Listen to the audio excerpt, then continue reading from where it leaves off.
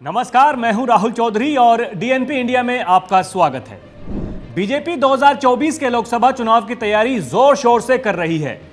उत्तर प्रदेश में बनने वाले विपक्षी दलों के संभावित गठबंधन को देखते हुए बीजेपी योगी आदित्यनाथ सरकार के दिग्गज मंत्रियों को लोकसभा चुनाव के मैदान में उतार सकती है।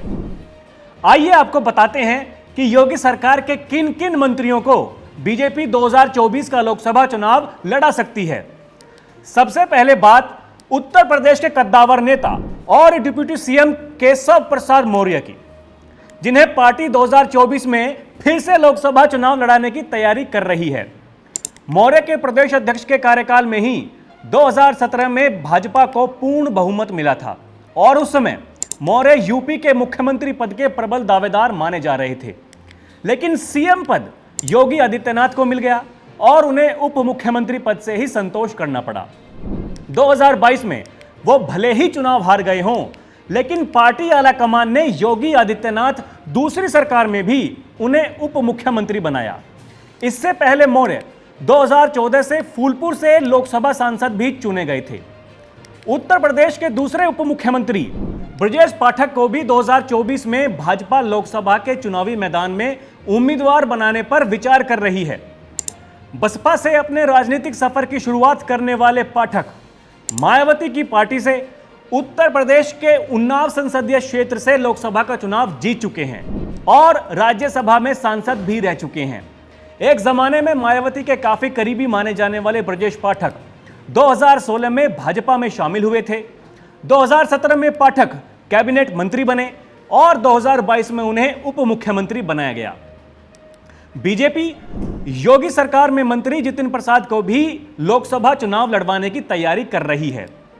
खानदानी रूप से कांग्रेसी कहे जाने वाले जितिन प्रसाद ने अपने पिता की राजनीतिक विरासत को संभालते हुए कांग्रेस से अपने राजनीतिक सफर की शुरुआत की। वर्ष 2004 और 2009 में कांग्रेस के टिकट पर चुनाव जीतकर वो सांसद बने थे। वर्ष 2021 में जितिन प्रसाद ने भाजपा का दामन थाम लिया।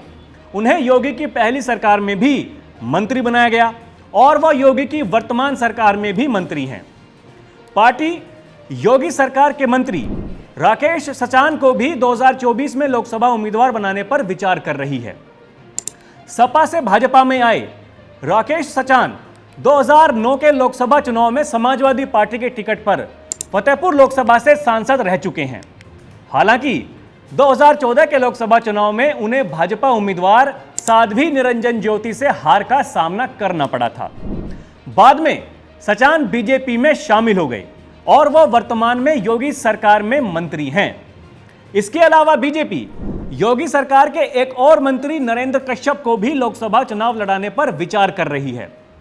बसपा से अपने राजनीतिक सफर की शुरुआत करने वाले कश्यप बसपा के राष्ट्रीय महासचिव और बसपा में राज्यसभा सांसद भी रह चुके हैं। बसपा सुप्रीमो मायावती द्वारा वर्ष 2016 में बसपा से निष्कासित किए जाने के बाद कश्यप 2017 में भाजपा में शामिल हो गए और योगी आदित्यनाथ की वर्तमान सरकार में वो मंत्री हैं। इनके अलावा भाजपा योगी सरकार के एक और मंत्री दयाशंकर मिश्रा को भी 2024 में लोकसभा चुनाव में उतारने की तैयारी कर रहे हैं।